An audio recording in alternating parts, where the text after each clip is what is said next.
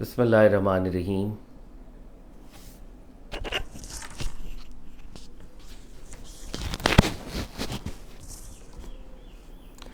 بسم اللہ الرحمن الرحیم۔ الحمد للہ رب العالمین، والصلاۃ والسلام علی اشرف الخلائق اجمعین، سید الاولین والآخرین، امام المرسلین وخاتم النبیین، سیدنا و مولانا و شفیعنا و حبیبنا و حبیب الہ العالمین و علی اہل بیتہ الطیبین الطاہرین الہداۃ المہدیین و صحبہ الاجمعین۔ الصلاۃ والسلام علیک یا سیدی یا رسول اللہ وعلی آلک و صحبک یا سیدی یا حبیب اللہ۔ الصلاۃ والسلام علیک یا سیدی یا رسول اللہ وعلی آلک و صحبک یا سیدی یا حبیب اللہ۔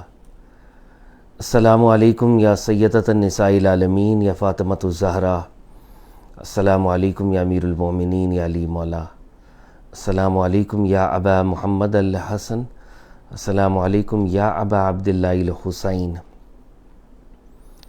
السلام علیکم یا شیخ علی بن عثمان حجویری، السلام علیکم یا شیخ عبد القادر جیلانی، السلام علیکم خواجہ معین الدین چشتی اجمیری، السلام علیکم یا حضرت سید میرا حسین زنجانی۔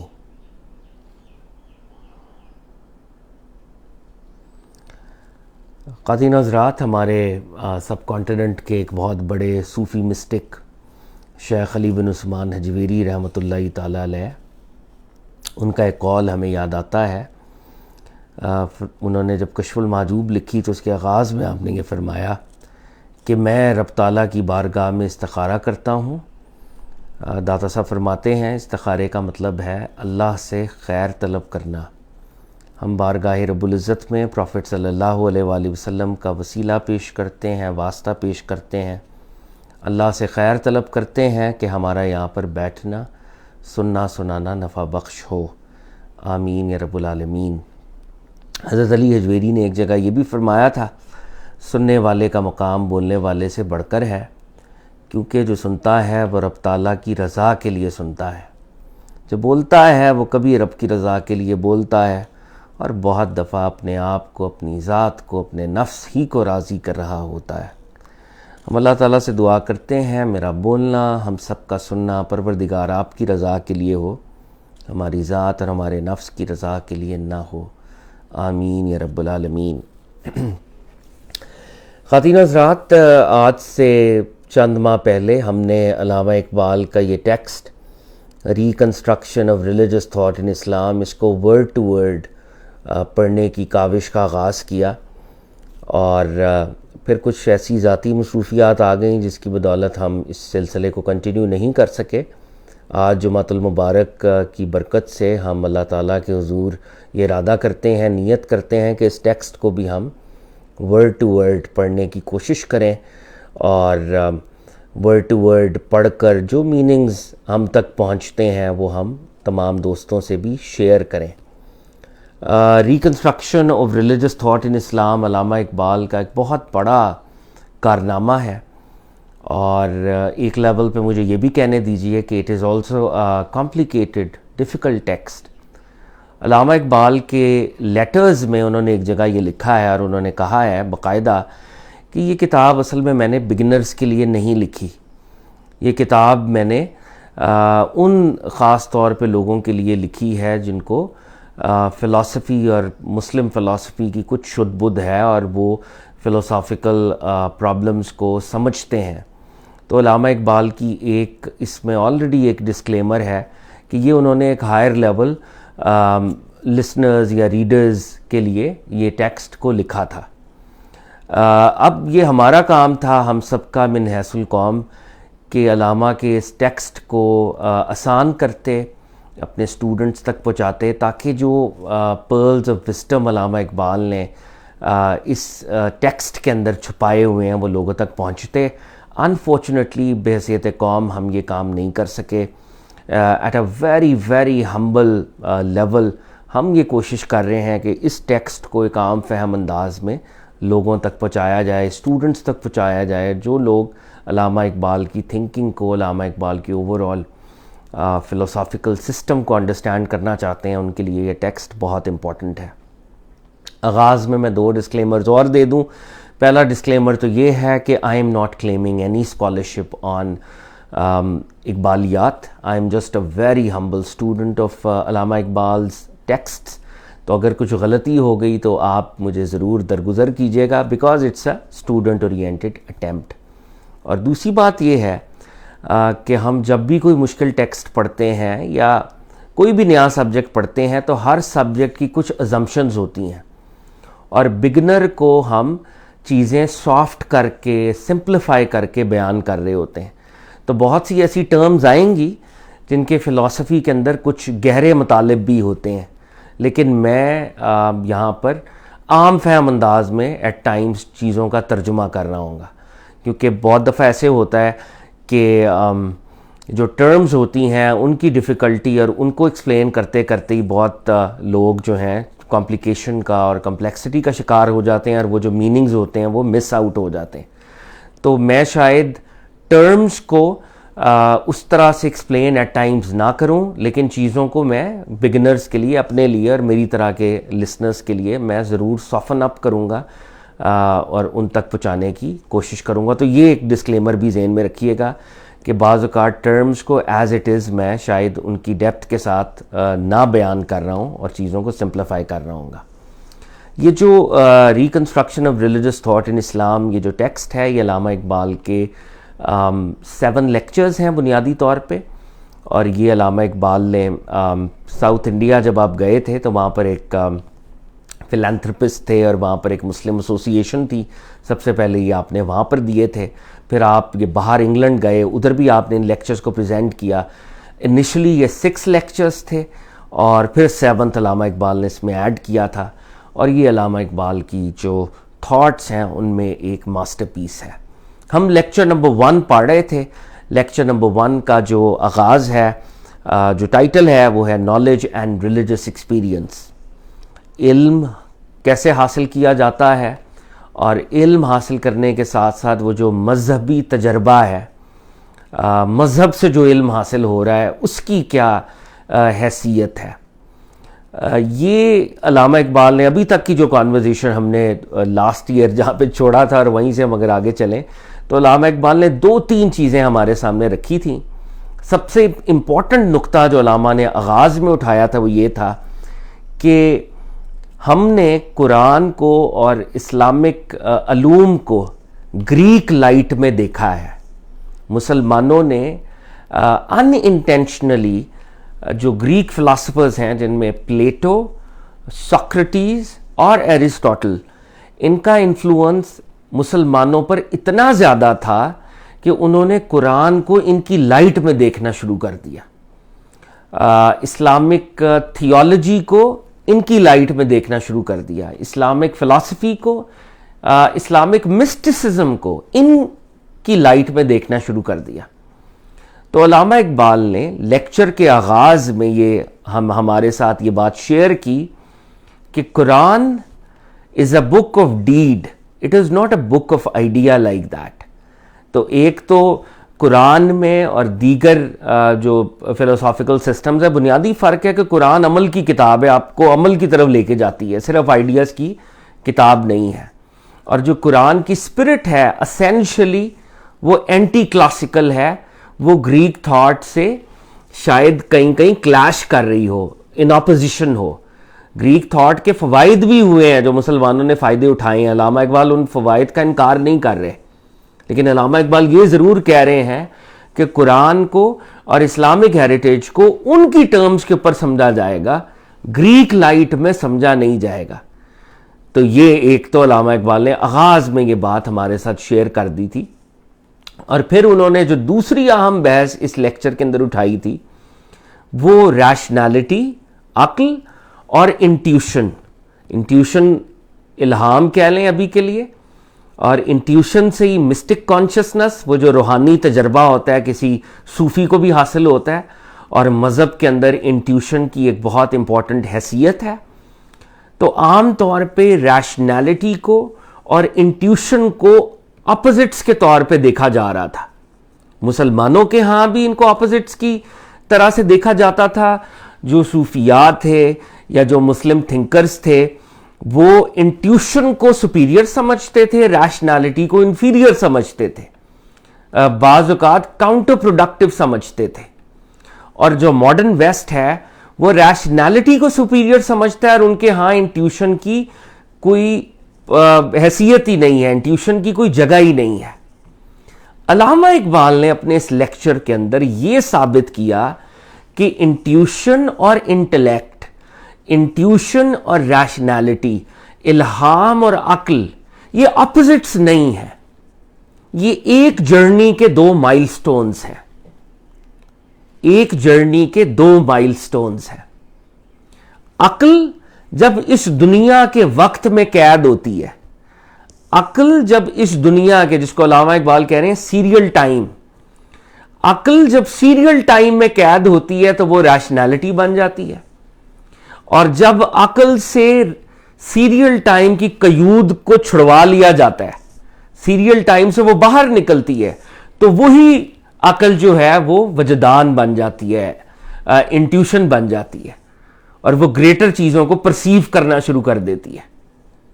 تو عقل کو اور انٹیوشن کو, ان کو کلیش میں نہیں سمجھنا, ان کو اپوزٹس میں نہیں سمجھنا, یہ ایک جرنی کے دو مائل سٹونز ہیں. یہ بہت اس پہ علامہ اقبال نے ایمفسس کیا تھا. اور علامہ اقبال جب یہاں سے بات کو آگے لے کے چل رہے تھے تو انہوں نے پھر یہ بھی کہا تھا کہ مسلمانوں کے ہاں یہ جو ایک تاثر رہا ہے کہ عقل کو ڈسکاؤنٹ کریں, عقل کو ڈسکاؤنٹ کرنا ایک غیر ضروری چیز تھی, کیونکہ مسلمانوں کو بھی جہاں پہ الہام کی ضرورت ہے عقل کی بھی ضرورت ہے. اور عقل کا ایک فنکشن اجتہاد بھی ہے کہ آپ اپنے مذہب پر نئے انداز سے زمانے کے تقاضے کے مطابق غور و فکر کرتے ہیں. تو علامہ اقبال نے پھر کہا تھا کہ پچھلے کئی سالوں سے, کئی سینچریز سے مسلمان جو ہیں وہ مکھی پہ مکھی تو مار رہے ہیں مگر کوئی فریش غور و فکر نہیں کر رہے اپنے مذہب کے اوپر.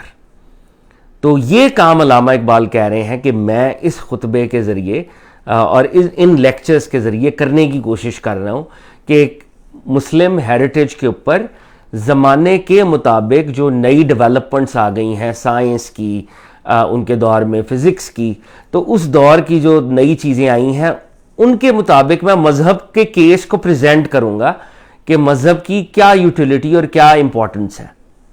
ایک اور بات جو علامہ اقبال نے بہت اہم کی تھی وہ علامہ اقبال کا نظریہ خودی کہہ لیں, یا یہاں پر وہ اس کو ایک کانسیپٹ آف پرسنالٹی کہہ رہے ہیں کہ اللہ رب العزت نے اس کائنات کو پیدا کیا اور اس کائنات کا جو مرکز بنایا وہ ہیومن بینگز کو بنایا, کیونکہ ہیومن بینگز کو اللہ رب العزت نے ایک ٹرسٹ دیا تھا.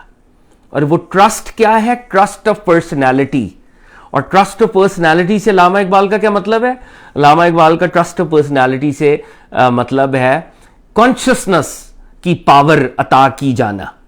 اس کائنات میں جتنے اور کریچرز ہیں ان کو کانشسنس کی وہ طاقت یا پرسیپشن کی وہ طاقت یا اپنی ذات کی پہچان کی وہ طاقت نہیں دی گئی جو انسانوں کو دی گئی ہے.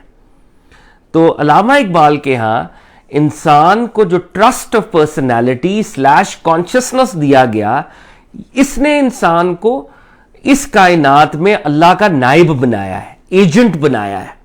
اور اللہ تعالیٰ یہ چاہتے ہیں کہ یہ انسان اس کائنات پر غور و فکر کرے. یعنی ایک تو یہ نظریہ ہو سکتا تھا نا کہ میں ایک صوفی ہوں تو میں اپنے باطن میں ہی جھانکتا رہوں اور باطن اور الہام کے ذریعے اللہ تک پہنچ جاؤں.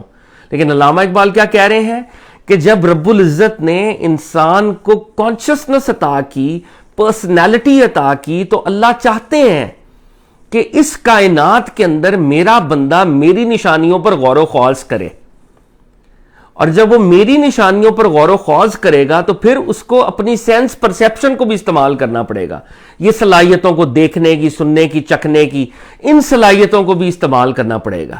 اب یہ صلاحیتیں تو انٹیوٹیو نہیں ہیں, یہ صلاحیتیں تو آپ کی باڈی اور آپ کے شعور کی صلاحیتیں ان سے بھی پہلے، بلکہ آپ کی سینسز ہیں، یہ 5 حواس ہیں آپ کے. تو علامہ اقبال یہ جو ٹرسٹ اور پرسنالٹی کی بات کر رہے ہیں، ساتھ علامہ صاحب کہہ رہے ہیں کہ انسان کا کام ہے کہ وہ اللہ کی نشانیوں پر غور کرے، کیونکہ یہ جو کائنات ہے یہ ورک آف گاڈ ہے، اور جو قرآن ہے وہ ورڈ آف گاڈ ہے.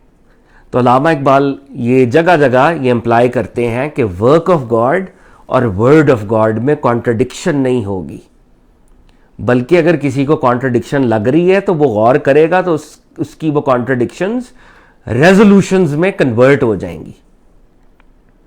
تو یہ پورا ابھی اگر ہم موٹی موٹی 2-3 باتیں علامہ اقبال کی دیکھ لیں، علامہ اقبال کا ابھی تک جو ہم نے کانورزیشن کی اس میں پہلی بات وہ یہ فرما رہے ہیں کہ گریک تھاٹ کی لائٹ میں قرآن کو نہیں دیکھنا. ٹھیک ہے، Socrates, Plato, Aristotle, they are big thinkers, اور ان کا مسلمانوں نے بہت جگہ پہ انفلوئنس بھی قبول کیا ہے، مگر ان کی لائٹ میں جب ہم قرآن کو دیکھتے ہیں تو ہم غلط نتائج کو اخذ کرتے ہیں. اور جو دوسری بڑی بات علامہ اقبال نے اس خطبے میں ابھی تک کہی کہ ریشنالٹی اور intuition they are not two opposites, they are milestones of the same journey. اور جو تیسری بات علامہ اقبال نے ابھی تک کہی کہ انسان کو اللہ تعالیٰ نے اپنا نائب بنایا ہے، وہ نائب اس لیے بنایا ہے کہ اس کو ٹرسٹ اور پرسنالٹی دیا گیا، کانشسنس دی گئی، اور اس کے اوپر اب یہ ذمہ داری ہے کہ وہ اس کائنات پر غور و فکر کرے. اور جب وہ غور و فکر کرے گا تو اس کو علم حاصل ہوگا. تو یہ بات جو ہے ابھی تک یہاں تک پہنچی تھی. تو لاسٹ ٹائم جو ہم بات کر رہے تھے اس میں، اس خطبے میں علامہ اقبال نے بہت سی آیات بھی ہمارے سامنے رکھی تھیں، اور ان آیات کے اندر بھی اللہ رب العزت اپنی نشانیوں کا اظہار فرما رہے تھے، اور انسانوں کو یہ مختلف آیات ہیں جو علامہ نے یہاں پہ سورہ آل عمران سے، سورہ فاطر سے، مختلف سورہ نحل سے، سورہ لقمان سے علامہ اقبال نے پیش کی. اور علامہ اقبال نے ان آیات کے ذریعے یہ ثابت کیا کہ انسان کو اللہ تعالیٰ اس کے جو حواس ہیں، ان کی جو سینسز ہیں، ان کے اوپر غور و فکر کی دعوت دے رہے ہیں. اور اللہ کی جو کریشن ہے، ورک آف گاڈ کائنات کے اندر، یا سائنز آف گاڈ کائنات کے اندر، وہ قرآن کے ساتھ یہ بھی کانٹرڈکشن نعوذ باللہ نہیں ہو سکتے، یہ بھی کمپلیمنٹ کرتے ہیں ایک دوسرے کو. اب جو لاسٹ بات جہاں پر ہم نے کانورزیشن، اور ایک اور بڑی امپورٹنٹ بات جو علامہ صاحب نے کہی تھی جو بہت امپورٹنٹ ہے، وہ یہ ہے کہ جناب آدم علیہ السلام کو سجدہ کروایا گیا تھا. یہ سورہ بقرہ کی آیات علامہ نے پیش کی تھی یہاں پہ. تو علامہ کے نزدیک حضرت آدم علیہ السلام کو جو سجدہ کروایا گیا تھا وہ اللہ رب العزت نے اس لیے کروایا تھا کہ آدم علیہ السلام کو اللہ رب العزت نے ایک گریٹر نالج دیا ہوا تھا. قرآن کے اندر وہ ہے کہ اللہ نے پوچھا کہ تم نام بتاؤ، تو انہوں نے نام بتائے تھے. تو علامہ اقبال نے سے یہ انفر کیا کہ جب آپ فینومینن کو نیم کرنے کی فیکلٹی رکھتے ہیں تو اس کا مطلب ہے آپ کانسیپٹس بنانے کی فیکلٹی رکھتے ہیں. تو جناب آدم علیہ السلام کو اللہ تعالیٰ نے ڈے 1 کے اوپر کنسیپچول نالج عطا کیا ہوا تھا. He had the capability and capacity to name things, to formulate concepts. اور وہ جو کنسیپچول نالج تھا، اس کنسیپچول نالج کی وجہ سے ان کو فرشتوں پر بھی اللہ رب العزت نے فضیلت دی ہوئی تھی. تو یہاں سے بھی علامہ اقبال یہی انفر کرنا چاہ رہے ہیں کہ اگر کوئی انسان جس کو ٹرسٹ آف پرسنالٹی دیا گیا ہے، اگر اپنے حواس کو استعمال کر کے وہ کانسیپٹس نہیں بناتا، تو اس کا مطلب ہے کہ وہ اللہ کا نائب نہیں ہے. تو یہ علامہ اقبال نے مختلف آیات بھی پیش کی. اب یہیں سے پیج نمبر 18، یہ میرے پاس جو the reconstruction of religious thought in Islam کا ایڈیشن ہے، اس کا پیج نمبر 18 ہے. ہم یہاں سے اب بات شروع کرتے ہیں. اب دیکھتے ہیں کہ علامہ صاحب آگے کیا فرماتے ہیں. تو فرماتے ہیں، no doubt the immediate purpose of the Quran in this reflective observation of nature is to awaken in man the consciousness of that of which nature is regarded a symbol. تو علامہ اقبال کہتے ہیں کہ قرآن کا فوری مقصد یہ ہے، اس میں کوئی شک نہیں ہے، no doubt the immediate purpose of the Quran, قرآن کا فوری مقصد یا سب سے ضروری مقصد وہ یہ ہے in this reflective observation of nature کہ جب وہ نیچر پر ریفلیکٹ کرے, نیچر پر غور و خوض کرے, is to awaken in man the consciousness. قرآن یہ چاہتا ہے کہ انسان جب فطرت پر غور کرے, فطرت کے آیات پر, سائنس پر غور کرے, تو اس کے اندر ایک کانشسنس بیدار ہو. کون سی consciousness? A consciousness of that of which nature is regarded a symbol. ایسا شعور بیدار ہو کہ وہ نیچر کی حقیقت کو پا لے. کیوں نیچر کی حقیقت کو پا لے؟ علامہ صاحب کہہ رہے ہیں اس لیے پا لے کہ نیچر ایک سمبل ہے اس کا, رب العزت کا. نیچر بذات خود کچھ بھی نہیں ہے, نیچر ایک سمبل ہے. تو اگر آپ قرآن کو پڑھ رہے ہیں تو قرآن کا پہلا فوری مقصد یہ ہے کہ نیچر کے اوپر غور کرو تاکہ تمہاری وہ کانشسنس بیدار ہو جائے کہ تم نیچر کی ریالٹی کو سمجھ جاؤ کہ یہ اس کریٹر کا ایک سمبل ہے.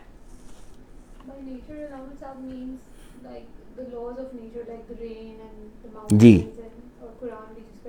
جی بالکل, یہ بالکل یہ جیسے پچھلی آیات بھی جو لاسٹ ٹائم بہت عرصے پہلے ہم نے پڑھی تھی جو علامہ اقبال یہاں پہ پریزنٹ کر رہے تھے, تو نیچر بالکل جو نیچرل فینومینن ہے اس دنیا کے اندر جو اللہ تعالیٰ کے سائنز ہیں, ماؤنٹنز, اوشنز, رین فال.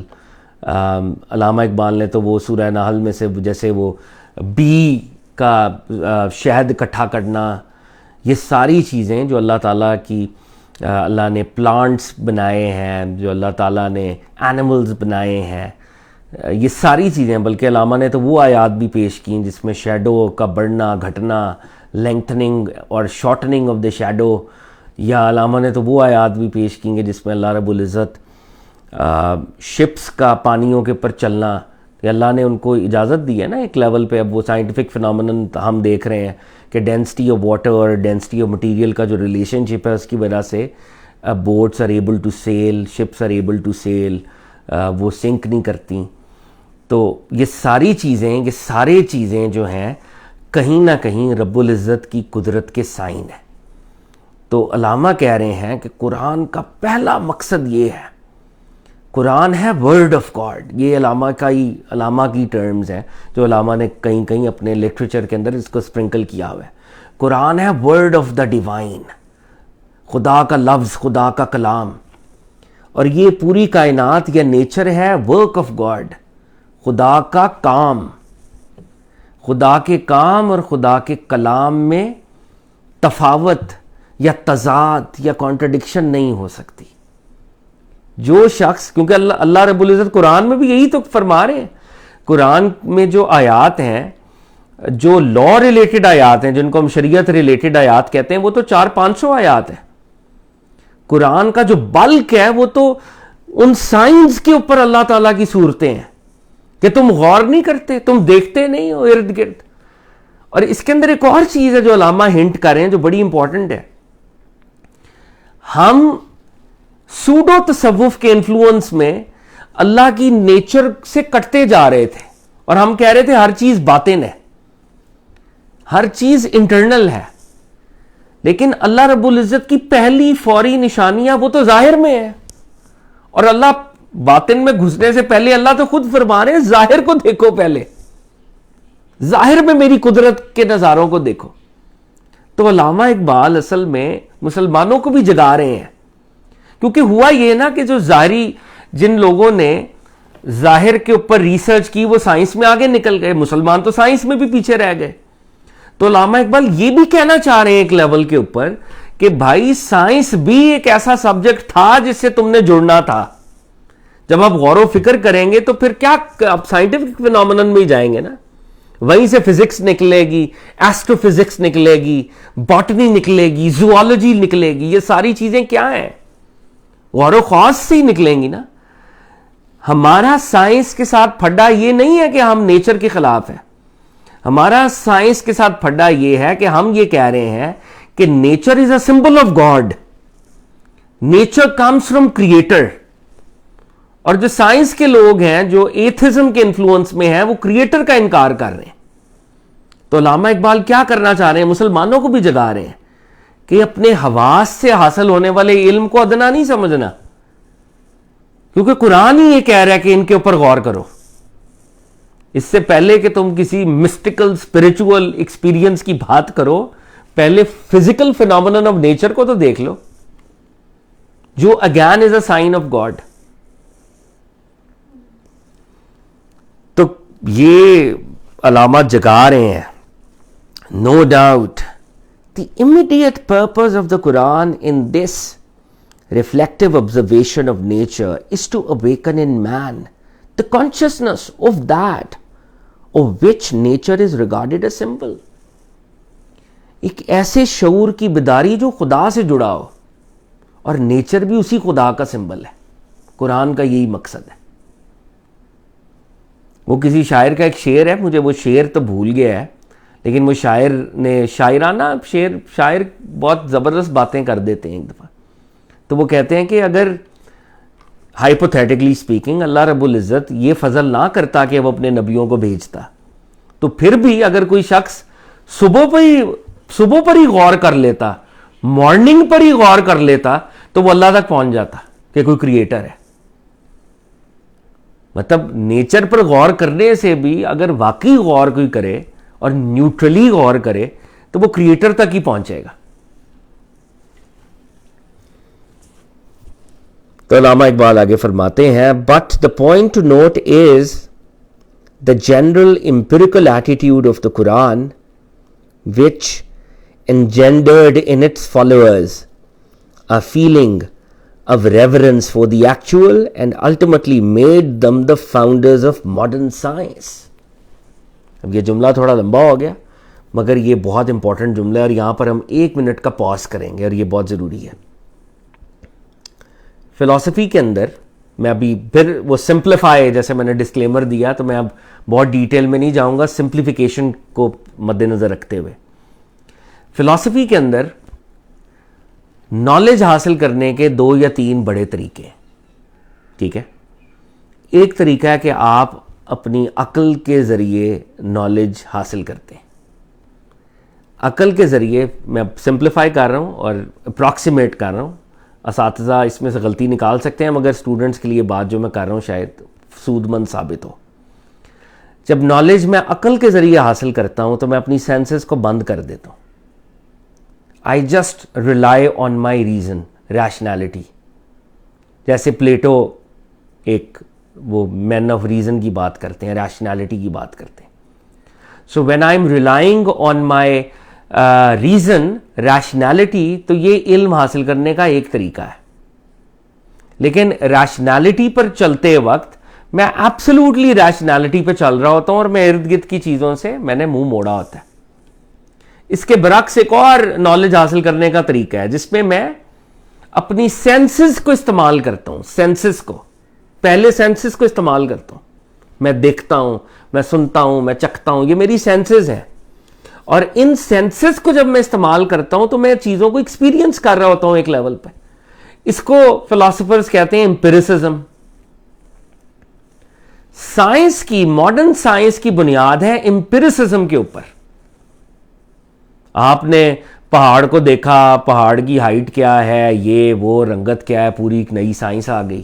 آپ واٹر کے اندر گھس گئے تو واٹر کو آپ نے دیکھا, بھالا سونگا, نئی سائنس ڈیولپ کر دی. یعنی جو سائنس کی اسپرٹ ہے یا فلسفی آف سائنس ہے وہ آپ کی سینسز کے ساتھ جڑی ہوئی ہے کہیں نہ کہیں, آپ کے ایکسپیرینس کے ساتھ. آپ کا امپیریکل ایٹیٹیوڈ, آپ ایکسپیریمنٹس بھی کرتے ہیں اس کے اندر, وہ ساری چیز. اب علامہ کے دور پہ جب علامہ یہ بات کر رہے ہیں, سیوڈو تصوف کا انفلوئنس یہ تھا کہ ہم باہر کی دنیا پر ایمفسائز نہیں کریں گے, حالانکہ قرآن کی اسپرٹ کیا ہے, باہر کی دنیا پر شدید ایمفسس ہے. اگر قرآن پڑھیں, قرآن میں صورتیں ہیں, فزیکل فینومینن کو ڈسکشن ہو رہی ہے وہاں پہ. تو قرآن میں फिजिकल फिनोमेनन की बात हो रही थी, मगर सूडो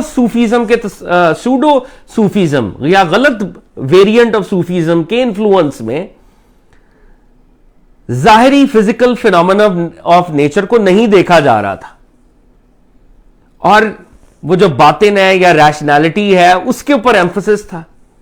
अल्लामा इकबाल क्या कह रहे हैं? The point two note is the general empirical attitude of the Quran. Quran का एटीट्यूड क्या है? कुरान का तो एटीट्यूड ही इंपिरिकल है। ऑब्जर्वेशन करो, सेंसेस को इस्तेमाल करो। विच engendered in its followers a feeling of reverence for the actual। engender करना, foster करना, produce करना, यहां पे इन मानों में है कि कुरान की स्पिरिट तो थी इंपिरिकल एक्सपीरियंस से, सेंसेस से जो इल्म हासिल हो रहा होता है, ठीक है, रैशनैलिटी जिसमें हम सेंसेस को इस्तेमाल नहीं कर रहे। The point to note is the general empirical attitude of the Quran, which engendered in its followers a feeling of reverence for the actual।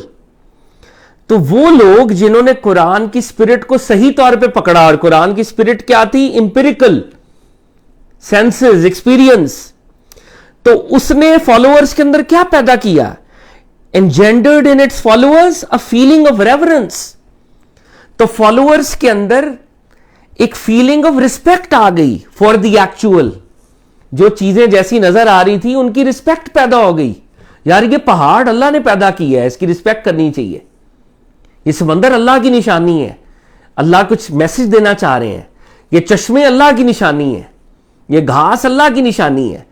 तो जिन लोगों ने कुरान की इंपिरिकल एटीट्यूड को पकड़ा था, उनके अंदर फितरत के लिए रिस्पेक्ट पैदा हो गई। और ये जो रिस्पेक्ट थी असल में क्या थी? It ultimately made Muslims the founders of modern science. तो असल में तो मॉडर्न साइंस के जो फाउंडर्स थे वो तो मुसलमान थे, क्योंकि मुसलमान तो इस कायनात के ऊपर गौर व फिक्र करते थे। तो अल्लामा इकबाल 1920s में जब ये लिख रहे हैं, तो अल्लामा से अगर हम पीछे जाएं 600-700-800 साल अब्बासी एम्पायर के अंदर या उस वक्त भी, तो मुसलमान ही तो थे जो मैथमेटिशियंस थे, मुसलमान ही थे जो फिजिक्स पे काम कर रहे थे उस दौर में, मुसलमान ही जो थे जो फादर ऑफ केमिस्ट्री थे।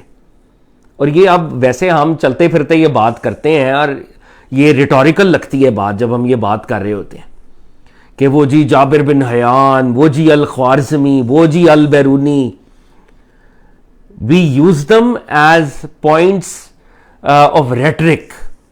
नारेबाजी के चक्कर में हम ये नाम लेके आगे निकल जाते हैं, but we actually don't know कि अल ख्वारिज़मी, अल बैरूनी ये कितने बड़े लोग थे असल में। और जैसे अल बैरूनी है, अल बैरूनी ज्योग्राफी का भी बहुत बड़े वो साहब थे, सूफीज़म के भी वो बहुत बड़े स्कॉलर थे, इस्लामिक हिस्ट्री पे वो किताबें लिखते थे। यहां पर भी आए हैं वो सब कॉन्टिनेंट के अंदर, गालिबन if I am not mistaken Mahmood Ghazni के साथ वो यहां पर भी आए हैं। और पिंड दादन खान के पास बैठकर उन्होंने उस दौर में मैथमेटिकल अपने पोस्टुलेट्स को इस्तेमाल करते हुए पूरी दुनिया का सर्कमफेरेंस कैलकुलेट किया था, अर्थ का सर्कमफेरेंस। पिंड दादन खान पहाड़ियों के अंदर बैठ के यहां पर, he was an Arab by the way. और वो जो सर्कमफेरेंस उन्होंने कैलकुलेट किया था, मॉडर्न डे गैजेट्स के साथ जो कैलकुलेट किया गया है, शायद 50 किलोमीटर का फर्क है। He was such a big mathematician. तो मुसलमानों के अगर पीछे जाएं तो पूरी पूरी सेंचुरीज हैं जिसमें मुसलमान उस दौर की साइंस और टेक्नोलॉजी से बहुत जुड़े हुए थे, नेचर के ऊपर गौर कर रहे थे और उससे फिर इन्फर करके साइंसेस को डेवलप कर रहे थे। तो अल्लामा इकबाल कह रहे हैं कि भाई आज वेस्ट किस चीज पे इतरा रही है? इसी पे इतरा रही है ना, साइंस, टेक्नोलॉजी। और उसकी वजह क्या है? इंपिरिकल एटीट्यूड का होना, अपनी सेंसेस के जरिए फिनोमेनन को ऑब्जर्व करना। तो अल्लामा कह रहे हैं असल में तो यार ये कुरान की स्पिरिट थी, इंपिरिकल एटीट्यूड। और जब मुसलमान قرآن کی امپیریسزم کے اوپر چلتے تھے تو مسلمان تب فاؤنڈرز بن گئے تھے ماڈرن سائنس کے، کہ جو موجودہ سائنس ہے اس کی اصل میں بنیادوں میں مسلم سائنسدان موجود ہیں. اور یہ بات ابھی جا کے دیکھیں، وہ پچھلی بات ذہن میں رکھیں کہ ریزن اور انٹیوشن اپوزٹس نہیں ہیں. اسی طرح جو سینسز سے نالج حاصل ہو رہا ہے وہ بھی اپوزٹس میں نہیں کھڑا ہوا. علامہ اقبال ایک بڑا آرگومنٹ اصل میں ایڈوانس کر رہے ہیں. ہم یہ سمجھ رہے تھے کہ جی اگر سینسز آ گئیں تو ریزن کلیش کر جائے گی، یا سینسز آ گئیں تو انٹیوشن کلیش کر جائے گی. علامہ اقبال اصل میں کیا سمجھانا چاہ رہے ہیں کہ یہ ساری چیزیں کہیں نہ کہیں انٹر ریلیٹڈ ہیں اور سب کے ساتھ جڑنا ہے ہم نے، اور یہی قرآن کی اسپرٹ ہے. تو اب یہ دو چار فکرے دوبارہ سے اگر ہم دیکھ لیں. ایک No doubt the immediate purpose of the Quran in this reflective observation of nature is to awaken in man the consciousness of that of which nature is regarded a symbol.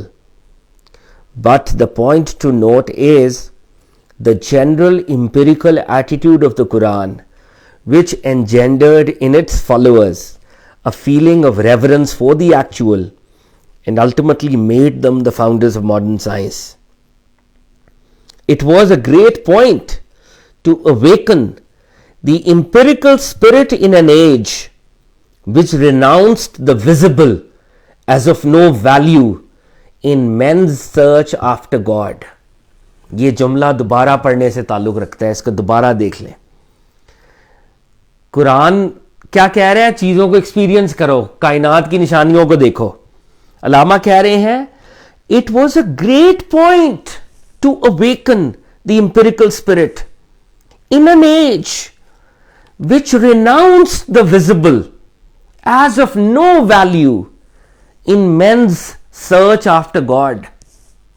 علامہ کہہ رہے ہیں یہ بہت بڑی سروس تھی اسلام کی کہ اسلام نے اس وقت امپیریکل اسپرٹ کو جگایا کہ ایکسپیرینس کرو، ظاہر کو دیکھو، اپنی سینسز کو یوز کرو. اس دور میں امپیریکل اسپرٹ کو جگایا جس دور میں ویزیبل چیزوں کی کوئی ویلیو ہی نہیں تھی خدا کو ڈھونڈنے میں اور خدا کی تلاش میں. ایک یہ کانسیپٹ ہے نا کہ بھئی یہ تو مایا ہے، یہ تو اس کی کوئی حقیقت ہی نہیں ہے. جیسے پلیٹو ہے، پلیٹو کی تھیری کیا ہے؟ پلیٹو کی تھیری یہ ہے کہ اس کائنات کی اپنی کوئی حقیقت نہیں ہے. ایک ورلڈ آف فارمز ہے، یا ورلڈ آف آئیڈیاز ہے، یا ریلم آف آئیڈیاز ہے، اور وہ آئیڈیا بھی ایک اور لیول کے اوپر وہ اس ورڈ کو استعمال کرتے ہیں پلیٹو، افلاطون. تو افلاطون کہتے ہیں کہ اصل میں جو پرفیکشن تھی یا پرفیکشن ہے وہ اس دنیا میں ہے. تو اس دنیا میں تو اس پرفیکشن، وہ جو پرفیکشن تھی، ایک گھوڑا اگر آپ دیکھ رہے ہیں تو پرفیکٹ ہارس تو اوپر ہے، یہ اس گھوڑے کی تو کوئی حقیقت ہی نہیں ہے، تو پراکسیم، یہ تو ریئل بھی نہیں ہے شاید. تو پلیٹونک تھاٹ کے اندر اس کائنات کی تو اپنا وجود بھی شاید حقیقت میں نہیں ہے. These are like fleeting shadows.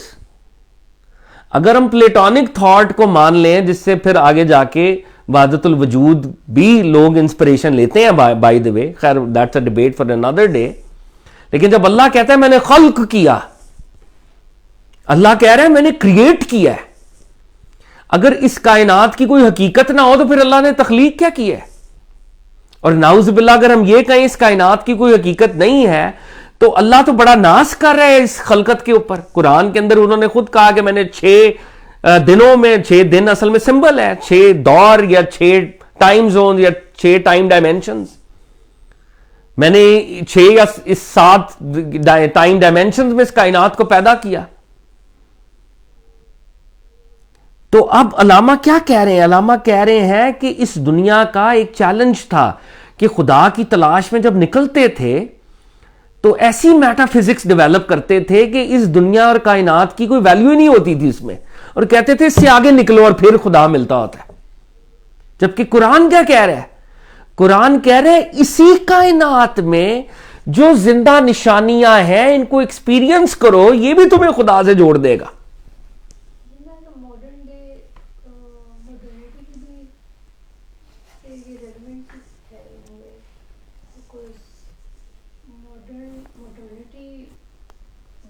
recognize that you can see God or experience God through this world. Modernity تو اب دیکھیں ماڈرنٹی یہ جو سوال اور جو نیچر پہ بالکل فوکس نہیں ہے, نیچر کی ڈسٹرکشن ہے, ایون جو سٹیز ہیں they don't really encourage یا protect nature, اس کی observation پہ کوئی emphasis نہیں ہے. because یہ جو سوال آپ کر رہی ہیں کہ ماڈرنٹی بھی یہی کر رہی ہے, اصل میں ماڈرنٹی تو اب خدا کے ویسے ہی اپوزیشن میں کھڑی ہوئی ہے نا. پرانے زمانے میں لوگ خدا کی تگ و دو کر رہے تھے. پرانے زمانے میں کسی بھی مذہب یا کسی بھی ہم فرقے کی بات کریں تو ایک یہ شعور رہتا تھا کہ کوئی کریٹر ہے اور اس کو ہم نے تلاش کرنا ہے.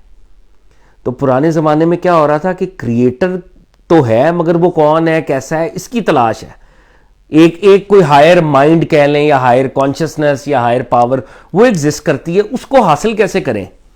تو اس پہ بہت سے لوگوں نے کہا کہ وہ ویزیبل ورلڈ سے حاصل نہیں ہوگا, انویزیبل ریلمز کی طرف ٹریول کرو تو خدا ملے گا. ماڈرنٹی میں مسئلہ یہ ہے کہ ماڈرنٹی ویزیبل ورلڈ میں زیادہ گھس گئی ہے, لیکن ویزیبل کا خدا کے ساتھ تعلق ہی کاٹ دیا ہوا ہے اس نے, اور نیچر کا خدا کے ساتھ تعلق بھی کاٹ دیا ہوا ہے. وہ ڈسٹرکشن کے پاتھ پہ ہم ہیں بائی اینڈ لارج. علامہ اقبال ایک بہت انٹرسٹنگ تھرڈ لائن لے رہے ہیں کہ خدا کو پانے کے لیے انویزیبل کو تو بعد میں دیکھیں گے, جو ویزیبل ہے جو سب کو اللہ نے دیا ہوا ہے اس کے لیے مجھے مولانا رومی بننے کی ضرورت نہیں ہے, علی حجویری بننے کی ضرورت نہیں ہے. فہد کے لیے بھی اللہ نے نشانیاں رکھی ہوئی ہیں یہاں پہ. تو ان نشانیوں کو ایکسپیرینس کر کے خدا تک بندے کو لے جانا یہ اسلام کا بہت بڑا کارنامہ ہے, کیونکہ اس میں سب ایکول ہیں, سب کے پاس ایک چانس ہے خدا سے جڑنے کا. بھائی اگر کوئی اپنی باطنی فیکلٹیز اللہ کرم کر دے, کوئی ٹیچر مل جائے, اس کی ڈیولپ ہو جائے اور وہ اللہ کو ایک اور طرح ایکسپیرینس کر لے, بڑی بات ہے, ہم اس کا انکار نہیں کر رہے ہیں یہاں پہ. لیکن ویزیبل تو سب کے لیے برابر ہے, اور ویزیبل کے ذریعے سب کے لیے پاس اپرچونٹی ہے کہ وہ اللہ سے جڑ جائے. ماڈرنٹی کیا کہہ رہی ہے, ویزیبل کے باہر کچھ نہیں ہے. علامہ کہہ رہے ہیں ویزیبل اللہ تک لے جائے گا. جو پرانے لوگ کیا کہہ رہے تھے, وہ کہہ رہے تھے ویزیبل سے اللہ نہیں ملتا, انویزیبل سے اللہ ملے گا. ماڈرنٹی کہہ رہی ہے ویزیبل سے انویزیبل تو ہے ہی نہیں, اور ویزیبل سے بھی کچھ نہیں ملنا تمہیں خدا کا. اور علامہ کیا کہہ رہے ہیں, انویزیبل ہے ہی, وہ تو ہے اپنی جگہ پہ, لیکن ویزیبل کے ذریعے اللہ مل سکتا ہے, اور یہ بہت بڑی بات ہے. اس میں سب ایکول ہیں. تو علامہ کہہ رہے ہیں it was a great point, یہ پروفٹ صلی اللہ علیہ وسلم کی اور قرآن کی بہت بڑی سروس ہے. It was a great point to awaken the empirical spirit in an age which renounced the visible as of no value in men's search after God.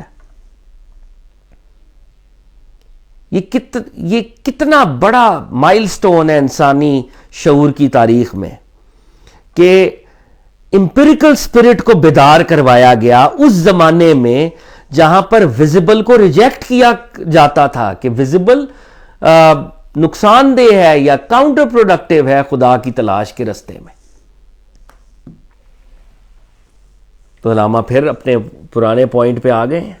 اچھا یہ پلیٹو بھی یہاں پہ ہٹ ہو رہے ہیں, علامہ نے جیسے کیا, کیونکہ پلیٹو اس دنیا کو حقیقی نہیں سمجھتے تھے, اور وہ اس کو, اور حقیقی دنیا تو وہ تھی the world of ideas, the world of forms. تو علامہ کہہ رہے ہیں according to the Quran as we have seen before the universe has a serious end. تو علامہ کہہ رہے ہیں کہ قرآن کا تو مقصد ہی یہ ہے, جیسے کہ ہم نے پہلے آیات میں دیکھ لیا ہے کہ یہ کائنات کا ایک بہت بڑا مقصد ہے. It has a serious end. Allah نے وداؤٹ این آبجیکٹو نہیں بنائی ہوئی ہے کائنات, ٹھیک ہے, it is made for a serious and. اور علامہ کے نزدیک وہ سیریس اینڈ کیا ہے کہ یہ کائنات اللہ کو سمبلائز کرتی ہے اور اللہ تک لے جاتی ہے, انسانوں کو اللہ سے جوڑتی ہے, کریٹر تک لے کے جاتی ہے. تو علامہ اقبال کہہ رہے ہیں پھر یہ کائنات کا مقصد کیا ہے, ایک ون آف دا آبجیکٹیوز کیا ہے, it's shifting actualities force our being into fresh formations. تو علامہ کہہ رہے ہیں کہ اس دنیا میں, اس کائنات میں تبدیلی آ رہی نا, شفٹنگ ایکچویلٹی. ایک پوئٹک علامہ اقبال یہاں پہ بات کر رہے ہیں. کائنات میں بہت سی چینجز ہیں, ڈفرینٹ فورسز ہیں. چھوٹے سے لیول کے اوپر کہیں خشکی ہے, کہیں پر سمندر ہے, کہیں پر گرمی ہے, کہیں پہ سردی ہے, کہیں پہ پہاڑ ہیں, کہیں پہ برف باری ہے. تو یہ کائنات ایک آپ کو اس میں تبدیلی ہو رہی ہے, شفٹنگ ایکچویلٹیز ہیں, بہت شفٹ ہے اس میں. تو یہ شفٹس کیا کرتے ہیں؟ دے فورس اور بینگ انٹو فریش فارمیشنز. انسان کو ایک اپرچونٹی دیتے ہیں کہ وہ اپنے آپ کو تبدیل کرے, اپنی فارمیشن کو بدلے, اس کائنات کے مطابق اپنے آپ کو چینج کرے, ایڈجسٹ کرے. اور جب آپ ایڈجسٹمنٹ کے سفر پہ نکلیں گے تو اصل میں آپ اپنی ہڈن پوٹینشل کو ریئلائز کر رہے ہوں گے نا, ہڈن پوٹینشل کو انرتھ کر رہے ہوں گے. It's shifting actualities force our being into fresh formations. دنیا میں جو تبدیلیاں آتی ہیں وہ انسانوں کو پش کرتی ہیں fresh formations per. The intellectual effort to overcome the obstruction offered by it, besides enriching and amplifying our life, sharpens our insight and thus prepares us for a more masterful insertion into subtler aspects of human experience. جملہ لمبا ہے مگر بڑا خوبصورت ہے, دوبارہ دیکھیں. The intellectual effort to overcome the obstruction offered by it, besides enriching and amplifying our life, sharpens our insight and thus prepares us for a more masterful insertion into subtler aspects of human experience. تو علامہ کہہ رہے ہیں کہ یہ کائنات, اب یہ پیچھے سے اگر پورا پیرا دیکھیں پھر اس جملے پہ بھی آتے ہیں. یہ کائنات اللہ نے ایک سیریس اینڈ کے لیے بنائی ہے, اس کا مقصد ہے, کوئی بڑا مقصد ہے. اور اس کائنات میں کیا ہے؟ شفٹنگ ایکچویلٹیز. اس میں بہت تبدیلیاں ہیں جو ہمیں پش کرتی ہیں فریش فارمیشنز پر. اور یہ جو تبدیلی آتی ہے انسان کیا کرتا ہے؟ Intellectual effort to overcome the obstruction offered by it. انسان اپنی عقل کو استعمال کرتا ہے تاکہ اس کائنات میں جو تبدیلی آ رہی ہے, جو اس کو obstruct کر رہی ہے, اس obstruction کو وہ اوورکم کر سکے. اگر کوئی چیلنج آ گیا تو اس چیلنج کو اوورکم کر سکے. میں بہت ہی سادہ اور بہت ہی حقیر اگر اگزامپل دوں, بھئی اگر کوئی دریا ہے تو ایک obstruction ہے, تو بھئی پل بنانا پڑے گا تاکہ میں پوائنٹ اے سے پوائنٹ بی تک چلا جاؤں. یہ انٹلیکچوئل ایفرٹ ہے جو پھر مٹیریل ورلڈ میں ظاہر ہوتی ہے. تو اس کائنات میں جتنے بھی چیلنجز آتے ہیں انسان انٹلیکچولی ان کا کامبیٹ کر کے آگے نکلتا ہے. تو جب آپ انٹلیکچوئل ایفرٹ کرتے ہیں اور کائنات کے چیلنجز جو کہ obstructions ہیں ان کو اوورکم کرتے ہیں, تو آپ کے ساتھ کیا ہو رہا ہوتا ہے؟ آپ انرچ ہو رہے ہوتے ہیں, ذاتی طور پہ آپ انرچ ہو رہے ہوتے ہیں اور آپ کی لائف کی کوالٹی بہتر ہو رہی ہوتی ہے. جس کو علامہ اقبال کہہ رہے ہیں اس سے کیا ہوا؟ enriching and amplifying our life. آپ کی لائف کی کوالٹی بہتر ہو گئی. sharpens our insight. آپ کی انسائٹ ذاتی طور پہ بہتر ہو گئی, چیزوں کو آپ نے بہتر طور پہ سمجھنا شروع کر دیا. کہیں سے آرکیٹیکچر کا ایک علم نکل آیا, کہیں سے ایک سول انجینئرنگ نکل آئی, کیونکہ ایک obstruction تھی اس کو آپ نے اوورکم کرنا تھا. تو آپ کی انسائٹ اتنی شارپن ہوگی کہ نئے نئے سبجیکٹس اور فیلڈز آ گئیں. اور یہ سارے کام آپ کو ایک اور چیز بھی دیں گے, اور وہ کیا ہے؟ اور یہ بڑی امپورٹنٹ بات ہے. جب آپ ان چیلنجز کو انٹلیکچولی اوورکم کریں گے, then you will be getting prepared for a more masterful insertion into subtler aspects of human experience.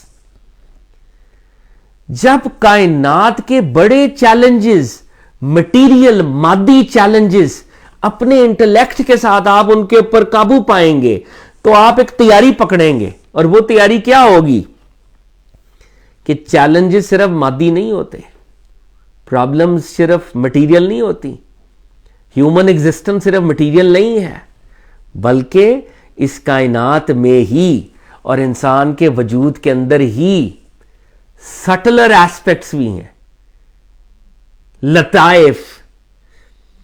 اور وہ جو لطائف ہیں, وہ جو سٹلر ایسپیکٹس ہیں, وہ بنیادی طور پہ آپ کو آپ کی روح کے ساتھ اور آپ کے انٹرنل شعور کے ساتھ جوڑتے ہیں. تو اب یہ ساری باتیں علامہ اقبال نے بات شروع کہاں سے ہوئی تھی, اور یہ بات جو علامہ کا بڑا ایک آرگومنٹ اب ذہن میں رہے, ریشنالٹی اور انٹیوشن اپوزٹس میں نہیں ہے. سینس, پرسیپشن, امپیریسزم ریشنالٹی کے اپوزٹس میں نہیں ہے. اسی طرح جو مٹیریل ورلڈ ہے وہ آپ کی سٹل ورلڈ کے ساتھ اپوزٹس میں نہیں ہے. مٹیریل ورلڈ کی تیاری سے ہی آپ اپنے لطیف وجود اور لطائف کی طرف, سٹلر ایگزسٹنس کی طرف جائیں گے. جی Allama Sahab is suggesting that people or humans whose lives are connected to nature and to the observation of nature and to the study of nature, nature then teaches them, and nature gives them certain experiences which grooms them and which kind of उनकी consciousness को in depth मतलब उसको sharpen करती है और उसको material से beyond subtler चीज़ें सिखाती है. بالکل, لیکن اس کا سٹارٹ مٹیریل ورلڈ میں ہوتا ہے نا. علامہ اقبال کہنا یہ چاہ رہے ہیں کہ یہ وہ پچھلا آرگومنٹ بھی ذہن میں رہے کہ کچھ لوگوں نے جب خدا کو ڈھونڈنا چاہا تو انہوں نے اصل میں مٹیریل کو ریجیکٹ ہی کر دیا. Absolute rejection of material, absolute rejection of the visible. علامہ نے بات کہاں سے شروع کی کہ ویزیبل کی ریجیکشن نہیں ہے, مٹیریل کی ریجیکشن نہیں ہے. قرآن تو کہہ رہا ہے بھائی ویزیبل کو دیکھو, اور ویزیبل کو دیکھنے سے خدا ملتا ہے. بائی ویزیبل ہی مینس جو ہمارے لیے ویزیبل ہے ان دا ویری لٹرل سینس, جو چیزیں ویزیبل ہیں.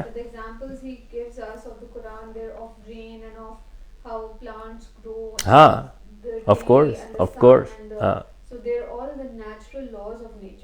ہاں مطلب نیچر کے ساتھ جوڑے ہوئے. شپس کی بھی اگزامپل دیتے ہیں. ہاں لیکن اب انہوں نے ایک لیول اور آگے آئے نا. انہوں نے کہا کہ اللہ نے قرآن میں یہ بار بار کہا کہ اس کائنات کا کوئی مقصد ہے, اور وہ مقصد اللہ بندے کو سکھاتا کیسے. علامہ کے نزدیک اس کائنات میں, علامہ کی شاعری کے اندر بھی یہ ورڈ استعمال وہ کرتے ہیں, کشمکش. یہاں پہ انگریزی میں وہ کیا کہہ رہے ہیں, شفٹنگ ایکچوالٹیز.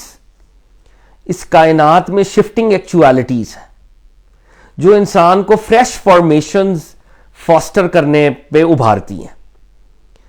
اللہ نے اس کائنات میں انسانوں کو کشمکش میں بھیج دیا. یہاں پہ چیلنجز ہیں.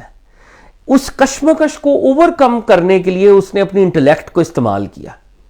جب اپنی انٹلیکٹ کو استعمال کیا تو اس نے سلوشنز ڈھونڈ لیے. ان کے جب سلوشنز ڈھونڈ لیے تو دنیاوی طور پہ اس کی انسائٹ بڑی شارپن ہو گئی. وہ مٹیریلی بھی گرو کر گیا, اس نے ٹیکنالوجی بھی حاصل کر لی, آگے نکل گیا. پن بجلی بن گئی جی. پانی سے, پانی کی موومنٹ سے اس نے الیکٹریسٹی بنا لی. ونڈ سے اس نے ونڈ مل بنا لی. چیلنجز کو اوور کم کر لیا.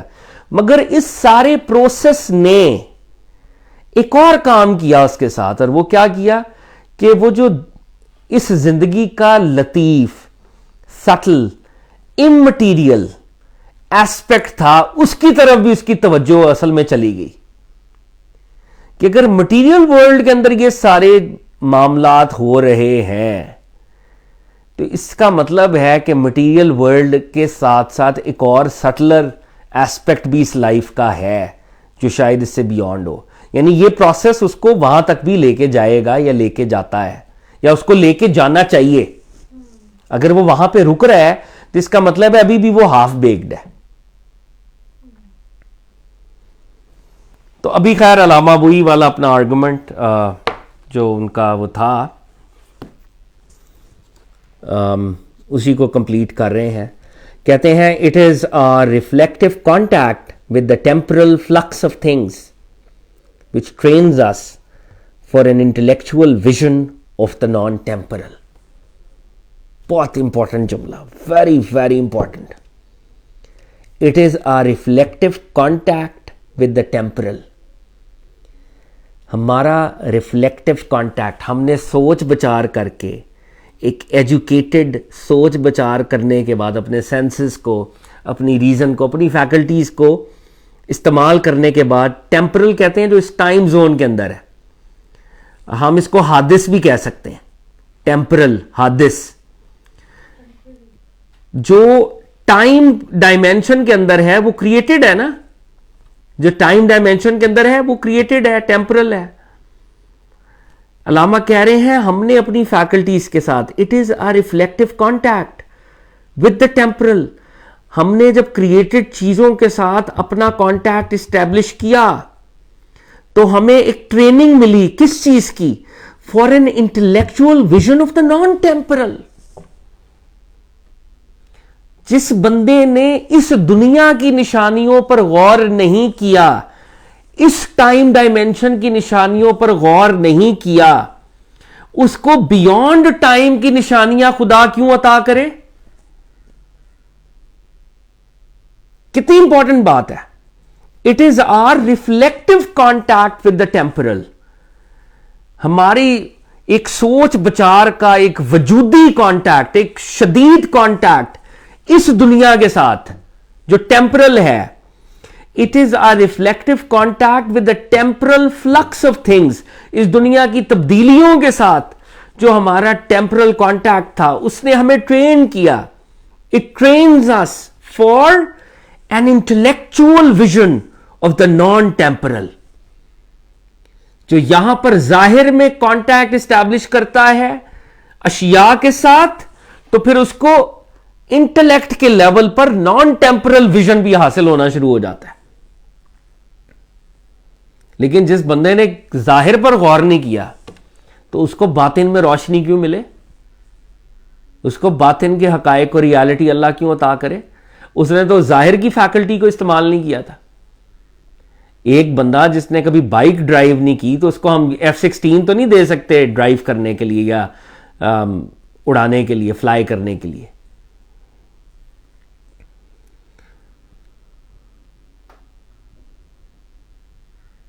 تو اب علامہ پھر واپس آ رہے ہیں.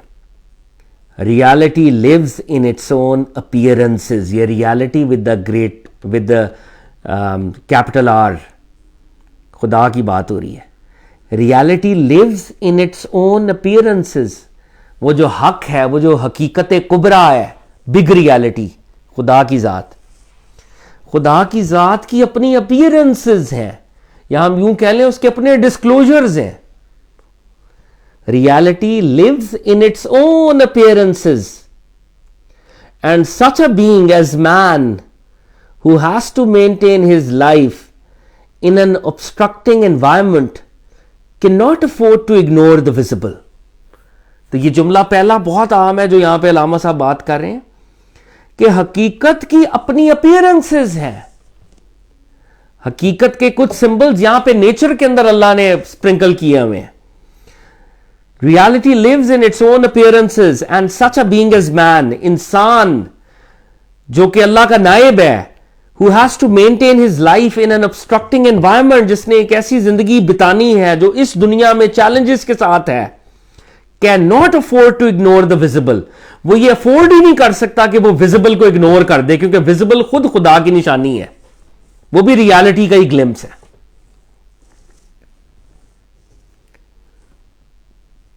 The Quran opens our eyes to the great fact of change, through the appreciation and control of which alone it is possible to build a durable civilization. اب یہ ایک اور بات علامہ ایک اور آرگومنٹ کی طرف چلے گئے. اب یہ سارے آرگومنٹ کو ایک اور لیول پہ لے گئے اور یہاں سے ہم اگلی کانورزیشن میں بات شروع کریں گے. بٹ ابھی تک کی جو بات ہے, جو جس طرح کلمینیٹ ہوئی, علامہ اقبال کیا کہہ رہے ہیں؟ علامہ اقبال یہ فرما رہے ہیں کہ قرآن کا جو ایٹیٹیوڈ ہے وہ امپیریکل ہے, اپنے سینسز کو استعمال کریں. سینسز کو جب آپ استعمال کرتے ہیں تو کن پر آپ سینسز کو استعمال کرتے ہیں؟ آپ ویزیبل چیزوں کے اوپر استعمال کرتے ہیں. اور جب آپ ویزیبل چیزوں پر سینسز کو استعمال کرتے ہیں تو آپ اصل میں سائنٹیفک ہو رہے ہوتے ہیں. یہیں سے سائنس کا آغاز ہو رہا ہوتا ہے. اور مسلمان جو تھے اسی لیے وہ فاؤنڈرز آف ماڈرن سائنس بھی ہیں. اور سائنٹیفک ہونا اصل میں قرآن کی اسپرٹ ہے کہ آپ سائنٹیفک ہوں. اور علامہ نے کہا کہ قرآن تب یہ بات کر رہا تھا جب اس دور کی میٹا فزکس میں خدا کی دریافت کے لیے ویزیبل کی کوئی حقیقت ہی نہیں تھی. لوگ نان ویزیبل کے پیچھے تھے. ویزیبل چیزوں کو خدا کی نشانیاں سمجھا ہی نہیں جاتا تھا. تو اس وقت قرآن اور اسلام یہ بات کر رہا ہے کہ ویزیبل خدا کی نشانیوں میں سے نشانی ہے, اس پہ غور و فکر کرو. اور علامہ اقبال کیا کہہ رہے ہیں؟ علامہ اقبال کہہ رہے ہیں ویزیبل ورلڈ میں کشمکش ہے, شفٹنگ ایکچویلٹیز ہیں. آپ جب شفٹنگ ایکچویلٹیز کو اوور کم کرو گے through your intellect, through your insight, تو آپ بنیادی طور پہ اپنی کوالٹی آف لائف کو نہ صرف بہتر کرو گے بلکہ ایک اور چیز آپ کو ملے گی کہ آپ سٹلر ایسپیکٹس آف لائف کو بھی کچھ نہ کچھ سمجھنا شروع کرو گے. یعنی خدا تک دوسرے لیول پر بھی پہنچنے کی ایک سبیل پیدا ہوگی. اور جو بندہ اس ٹائم زون کی ریالٹی میں رہ کے ٹیمپرل ایسپیکٹ پر غور نہیں کرتا, اس کو naan temporal signs of God بھی نہیں ملا کرتے. جو ٹیمپرل سائنز آف گاڈ پہ غور کرے گا اسی کو نان ٹیمپرل سائنز ملیں گے. اور پھر علامہ نے کیا کہا کہ ریالٹی جو ڈیوائن ریالٹی ہے اس کی اپیرنسز ہیں. ڈیوائن ریالٹی کے جو اپیرنسز ہیں یا ڈسکلوجرز ہیں اس دنیا میں, اس انوائرمنٹ کے اندر, وہ اللہ کے نیچرل سائنس ہیں. اور انسان یہ افورڈ نہیں کرتا کہ ان نیچرل سائنس کو اگنور کر دے.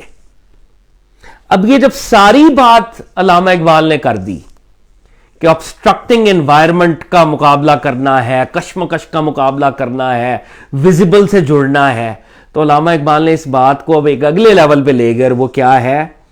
The Quran opens our eyes to the great fact of change. اس دنیا میں بڑی تبدیلی ہے, چینجز ہیں. تو اب ہمیں کرنا کیا ہے؟ Through the appreciation and control of which alone it is possible to build a durable civilization. اس چینج کو ہم نے نہ صرف انڈرسٹینڈ کرنا ہے, اپریشیٹ کرنا ہے, بلکہ اس چینج کو کنٹرول بھی کرنا ہے. کہیں نہ کہیں اللہ چاہتے ہیں. اور اللہ, جیسے علامہ اقبال نے قرآن کی آیات پیش کی کہ اس کائنات میں ہم نے مسخر کر دیا چاند ستاروں کو انسان تیرے لیے. تو اللہ چاہتے ہیں کہ اس کائنات کے اندر انسان چیزوں کو کنٹرول کرے اس کے بہاف پہ, کیونکہ انسان اللہ کا نائب ہے. اور جب وہ کنٹرول کرے گا تو کیا ہوگا؟ تو پھر ایک ڈیوریبل سیولائزیشن مارز وجود میں آئے گی. پھر ایک تہذیب سامنے آئے گی. اس تہذیب میں پولیٹیکل انسٹیٹیوشنز بھی ہوں گے, اکنامک انسٹیٹیوشنز بھی ہوں گے, اس میں جوڈیشری بھی ہوگی, اس میں لا بھی ہوگا, اس میں یہ ساری چیزیں ہوں گی. تو چلے کہاں سے تھے؟ غور و فکر سے. غور و فکر جب ہم کریں گے, رب العزت کو پائیں گے, تو اس کا نتیجہ کیا نکلے گا؟ اس کا نتیجہ نکلے گا کہ الٹیمیٹلی ایک سیولائزیشن مارز وجود میں آئے گی. ایسی سیولائزیشن جس میں اللہ کا نظام جو ہے, اللہ کے لاز سوشل سوسائٹی کے اندر وہ بھی نظر آ رہے ہوں گے, جس میں ایکوالٹی ہوگی. تو اب علامہ اقبال اس بات کو سیولائزیشنز کی طرف آہستہ آہستہ لے کے جائیں گے. اور علامہ اقبال آگے یہ بات کریں گے کہ سیولائزیشنز وہی کامیاب ہوتی ہیں جن کے پاس تھیری بھی ہو, اسپرٹ بھی ہو, اور ان کے پاس پاور بھی ہو, ایکشن بھی ہو. خالی تھیریز سے سیولائزیشن نہیں بنتی. تو تھیریز اور ایکشن دونوں جب ملتے ہیں تو پھر سیولائزیشنز بنتی ہیں. تو یہ علامہ اقبال ماشاءاللہ جس طرح ایک بڑے جینیس ہیں, وہ جینیس تھے وہ. تو دیکھیں آرگومنٹ کیسے کلمنیٹ ہو رہا ہے, ایک اور شیڈ کی طرف بڑھ رہا ہے آگے. اور ابھی علامہ اقبال نے ویزیبل کے اوپر کہا کہ بھائی تم غور کرو.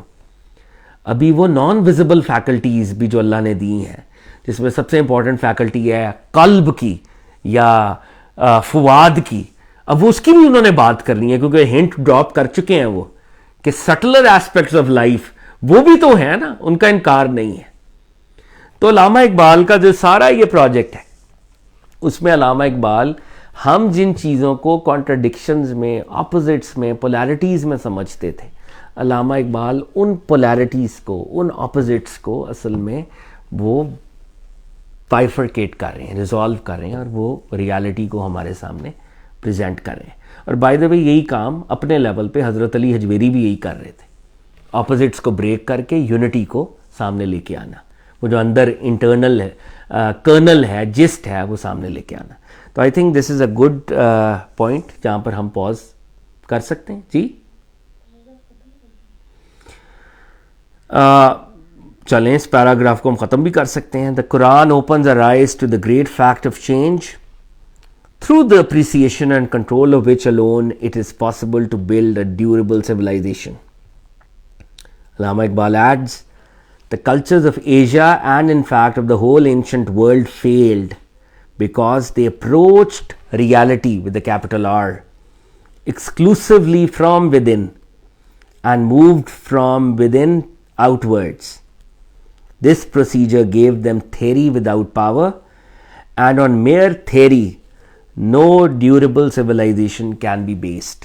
جملہ لمبا ہے لیکن وہی والی بات جو میں نے ابھی لفظوں میں بیان کرنے کی کوشش کی. علامہ صاحب کیا فرما رہے ہیں؟ علامہ کہہ رہے ہیں جو ایشین کلچرز تھے اور اینشنٹ ورلڈ کی خاص طور پہ وہ بات کر رہے ہیں. According to Allama Iqbal, the cultures of Asia and in fact of the whole ancient world failed. ایشیائی ثقافتیں اور قدیم ثقافتیں ناکام ہوئیں. کیوں؟ Because they approached reality with a capital R. کیونکہ ان ثقافتوں نے حقیقت کو، ذات حق کو دریافت کرنے کی کوشش کی ایکسکلوسیولی فرام ود ان. ان کا سارا ایمفسس کس پہ تھا؟ باطن کے اوپر تھا. باطن، اندر، باطن. And they moved from with in out words.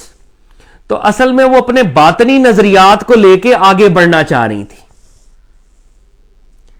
This procedure gave them theory. جب آپ باطن کو جھانکتے رہو گے اور باطن میں رہو گے اور ظاہر کے ساتھ آپ کا کوئی لنک نہیں ہوگا تو کیا پرابلم آ جائے گی؟ You will have a theory.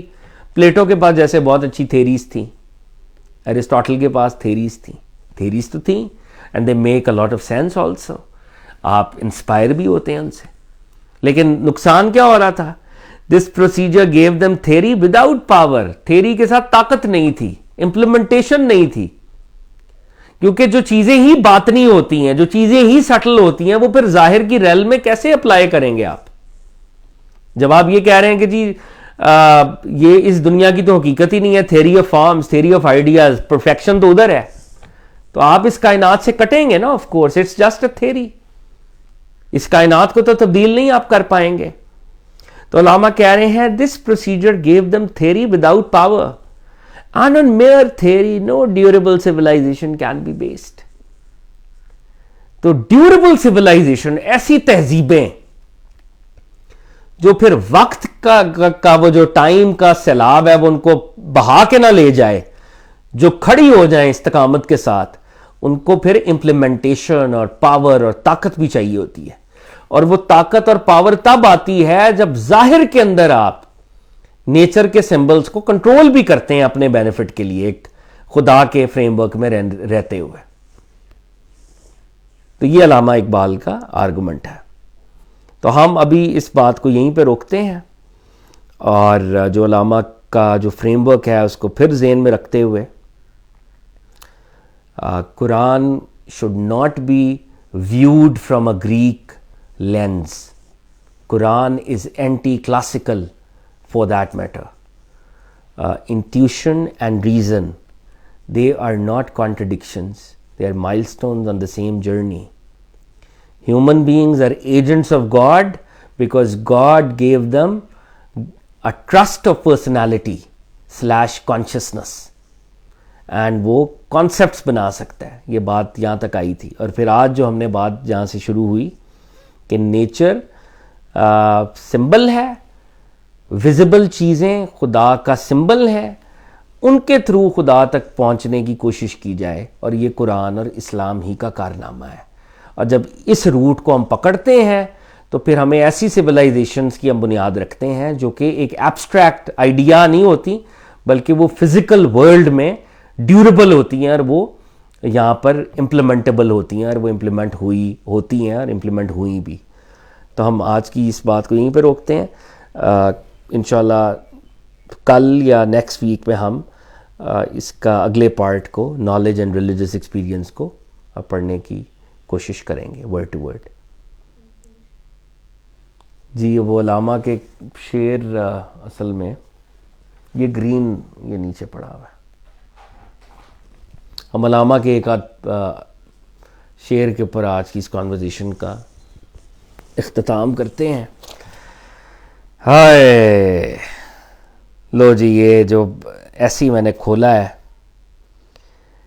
تو وہی بات جو آج ہم پڑھ رہے تھے وہ علامہ نے اشعار میں بھی کہی ہوئی ہے اور وہ ایک اور انداز میں. تو کہتے ہیں تازہ پھر دانش حاضر نے کیا سحر قدیم. آج دانش حاضر، دانش وزڈم کو کہتے ہیں ہم. تو جو ماڈرن تھنکنگ ہے یا ماڈرن وزڈم ہے، سحر قدیم پرانا میجک، سحر میجک کو کہتے ہیں. تو وہ جو پرانی پلیٹو کی اور ان کی جو فلاسفیز تھیں ویسے تو بڑی بیوٹیفل ہیں، بڑی انسپائرنگ ہے، بڑا مزہ آتا ہے ان کو پڑھ کے. تو علامہ کہہ رہے ہیں تازہ پھر دانش حاضر نے کیا سحر قدیم. ماڈرن ڈے میں وہ پرانی فلاسفیز کو پھر زندہ کرنے کی کوشش ہو رہی ہے، پھر ان کو زندہ کیا جا رہا ہے. اور جب علامہ کہہ رہے تھے مسلمانوں میں کسی حد تک یہ زندہ تھیں وہ، کیونکہ وہ ایک یہ بھی تھا نا کہ اگر ہمیں مار پڑ رہی ہے تو کوئی بات نہیں، پڑتی رہے، اصلی زندگی تو آگے والی ہے نا، یہاں سے نکلیں. علامہ کے ہاں اس دنیا میں اللہ کے نظام کو قائم کرنا ہے نا، ڈیوریبل سویلائزیشن، تو اس کے لیے تو کچھ کرنا پڑے گا، خالی فلاسفی سے تو کام نہیں چلے گا. تو کہہ رہے ہیں تازہ پھر دانش حاضر نے کیا سحر قدیم، گزر اس عہد میں ممکن نہیں بے چوبے کلیم. اس دنیا میں ممکن نہیں ہے کہ آپ زندگی گزاریں. جیسے حضرت کلیم اللہ کے پاس کیا تھا؟ ایک سٹاف تھا نا، چھڑی تھی. چھڑی از اے سمبل آف ایک تو مٹیریل ورلڈ کا سمبل ہے، پریکٹیکلٹی کا سمبل ہے، لوگوں کو سیدھے راستے پہ لے جانے کا سمبل ہے، ایک فزیکل ورلڈ کا سمبل ہے. جو شیپ ہوتے ہیں، کیٹل ہوتے ہیں، ان کو سیدھا راستے پہ لے جانا ایک سختی کا، پاور کا بھی سمبل ہے، طاقت کا بھی سمبل ہے.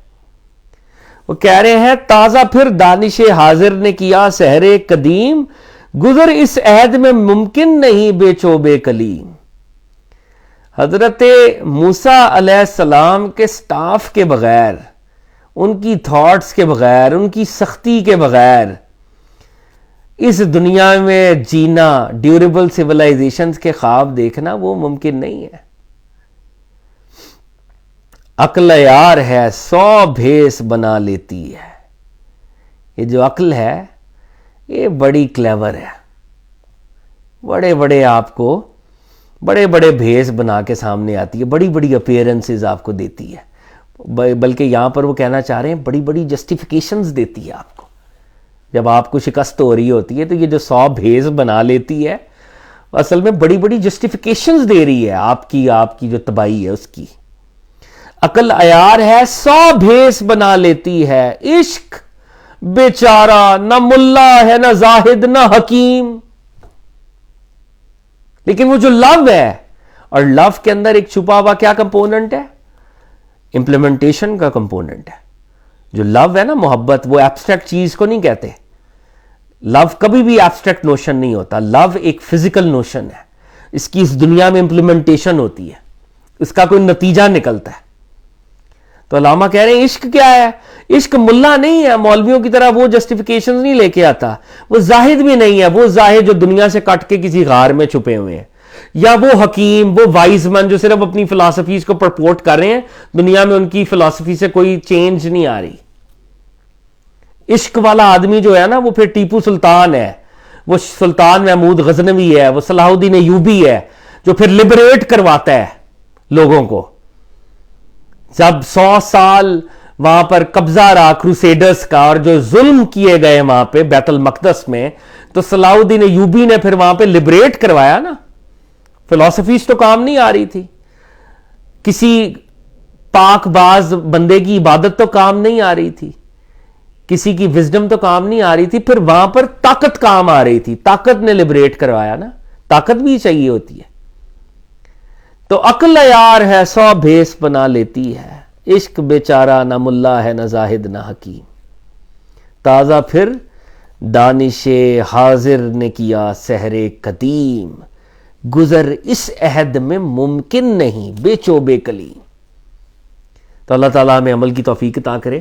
اور خاص طور پہ میں ریکویسٹ کروں گا اللہ تعالیٰ علامہ صاحب کے درجات کو بہت بلند کرے، علامہ صاحب کی روح کے درجات کو بلند کرے، اور جو خدمت انہوں نے مسلمانوں کے لیے کی ہے اللہ رب العزت اس کو قبول کرے. اور وہ جس طرح فرمایا کرتے تھے کہ پروفٹ صلی اللہ علیہ وآلہ وسلم ان سے راضی ہو جائیں، تو ہم اللہ تعالیٰ سے دعا کرتے ہیں کہ علامہ صاحب کی روح سے پروفٹ صلی اللہ علیہ وسلم راضی ہوں، راضی رہیں، اور علامہ صاحب کے طفیل ہم سے بھی پروفٹ صلی اللہ علیہ وسلم اور اللہ رب العزت راضی ہوں. اللہ تعالیٰ ہمیں عمل کی توفیق عطا فرمائے. انٹل نیکسٹ ٹائم انشاءاللہ ہم اسی لیکچر کو آگے کنٹینیو کریں گے. تھینکس اے لاٹ.